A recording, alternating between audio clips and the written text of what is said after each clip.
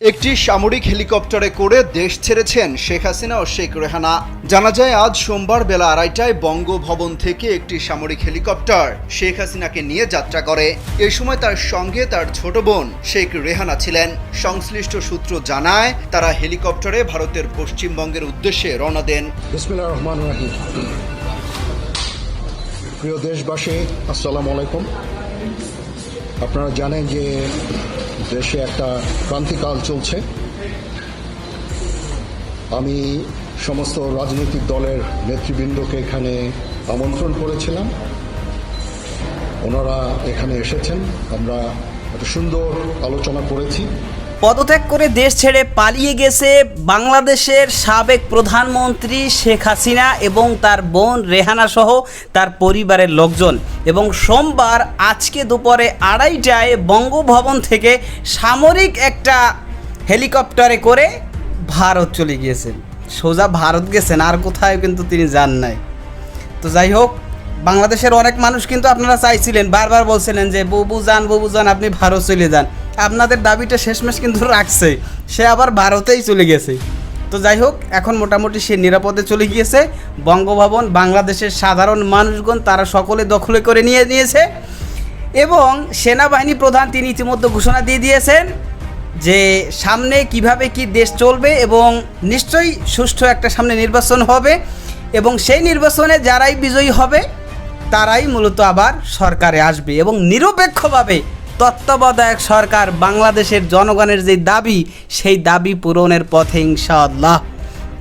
তো চলুন প্রথমে দেখে আসি যে সাবেক প্রধানমন্ত্রী শেখ হাসিনা সে যে পদত্যাগ করেছে, কিভাবে সে পালিয়ে গেছে সে বিষয়ে একটা ভিডিও ভাইরাল হয়েছে, এবং সেই বিষয়টা প্রমাণসহ দেখি, এবং পাশাপাশি সামনে কিভাবে দেশ চলবে, কিভাবে কি সামনে হবে, বর্তমানে কি সিদ্ধান্ত নেওয়া হয়েছে, সর্বশেষ আপডেট কি, এটা আমরা একের পর এক দেখি। ধৈর্য ধরে একটা লাইক দিয়ে ভিডিওটি দেখতে থাকুন। একটি সামরিক হেলিকপ্টারে করে দেশ ছেড়েছেন শেখ হাসিনা ও শেখ রেহানা। জানা যায় আজ সোমবার বেলা 2:30টায় বঙ্গভবন থেকে একটি সামরিক হেলিকপ্টার শেখ হাসিনাকে নিয়ে যাত্রা করে। এ সময় তার সঙ্গে তার ছোট বোন শেখ রেহানা ছিলেন। সংশ্লিষ্ট সূত্র জানায় তারা হেলিকপ্টারে ভারতের পশ্চিমবঙ্গের উদ্দেশ্যে রওনা দেন।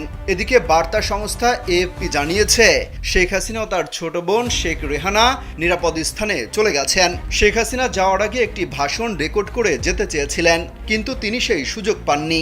এদিকে গণভবনে ঢুকে পড়েছে ছাত্র জনতা। গণমাধ্যমের লাইভ ফুটেজে দেখা যায় বিভিন্ন জিনিসপত্র ভাঙচুর চালাচ্ছেন তারা, নিয়ে যাচ্ছেন হাতে করে।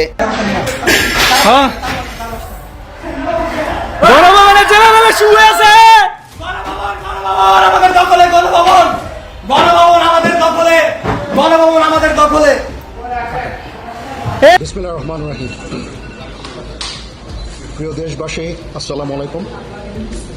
আপনারা জানেন যে দেশে একটা ক্রান্তিকাল চলছে। আমি সমস্ত রাজনৈতিক দলের নেতৃবৃন্দকে এখানে আমন্ত্রণ করেছিলাম। ওনারা এখানে এসেছেন, আমরা একটা সুন্দর আলোচনা করেছি। সেখানে আমরা সিদ্ধান্ত নিয়েছি যে একটা ইন্টারিম গভর্নমেন্ট আমরা ফর্ম করব, এবং ইন্টারিম গভর্নমেন্টের মাধ্যমে এই দেশের সমস্ত কার্যকলাপ চলবে। আমরা এখন মহামান্য রাষ্ট্রপতির কাছে যাব, যে এই ইন্টারিম গভর্নমেন্ট ফর্মের ব্যাপারে ওনার সাথে আলাপ আলোচনা করে আমরা একটা ইন্টারিম গভর্নমেন্ট ফর্ম করে দেশ পরিচালনা করব। আমি আপনাদের কথা দিচ্ছি, সমস্ত হত্যা, সমস্ত অন্যায়ের বিচার আমরা করব। আপনারা সেনাবাহিনীর প্রতি আস্থা রাখেন, সশস্ত্র বাহিনীর প্রতি আস্থা রাখেন। আমি সমস্ত দায় দায়িত্ব নিচ্ছি, আপনাদের জানমাল, এবং আপনাদেরকে আমি কথা দিচ্ছি যে আপনারা আশাহত হবেন না। ইনশাল্লাহ আপনাদের যত দাবি আছে সেই দাবিগুলো আমরা পূরণ করব, এবং দেশে একটা শান্তি শৃঙ্খলা ফিরিয়ে নিয়ে আসব। আপনারা আমার সাথে সহযোগিতা করেন, দয়া করে আর এই ভাঙচুর, হত্যা, মারামারি, সংঘর্ষ এগুলো থেকে বিরত হন। আমি নিশ্চিত যে আপনারা যদি আমার কথা মতো চলেন, আমাদের সাথে যদি একসাথে যদি কাজ করি আমরা, নিঃসন্দেহে আমরা একটা সুন্দর পরিণতির দিকে আমরা অগ্রসর হতে পারব। আপনারা দয়া করে আমাকে সাহায্য করেন। মারামারি করে এই সংঘাতের মাধ্যমে আমরা আর কিছু অ্যাচিভ করতে পারবো না, আর কিছু আমরা পাবো না। সুতরাং দয়া করে আপনারা সমস্ত ধ্বংসযজ্ঞ, সমস্ত অরাজকতা, সমস্ত সংঘর্ষ থেকে বিরত হন এবং ইনশাআল্লাহ আমরা সবাই মিলে একটা সুন্দর ভবিষ্যতের দিকে আমরা অগ্রসর হব। প্রতিটা হত্যার বিচার করা হবে, প্রতিটা অন্যায়ের বিচার হবে। আমরা আজকে সুন্দরভাবে কথা বলেছি, সমস্ত দলের প্রধান দলের নেতারা এখানে উপস্থিত ছিলেন।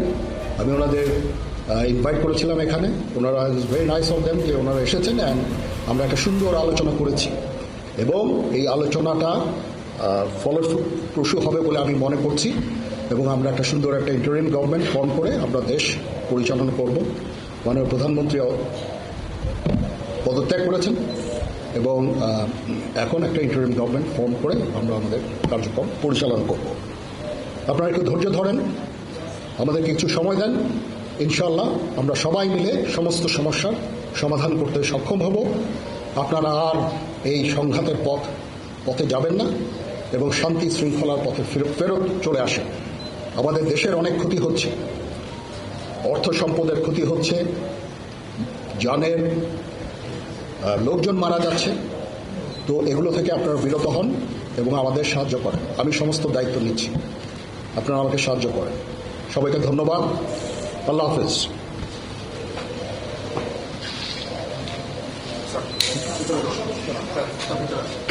আপনারা কি কোনো প্রশ্ন করতে চান?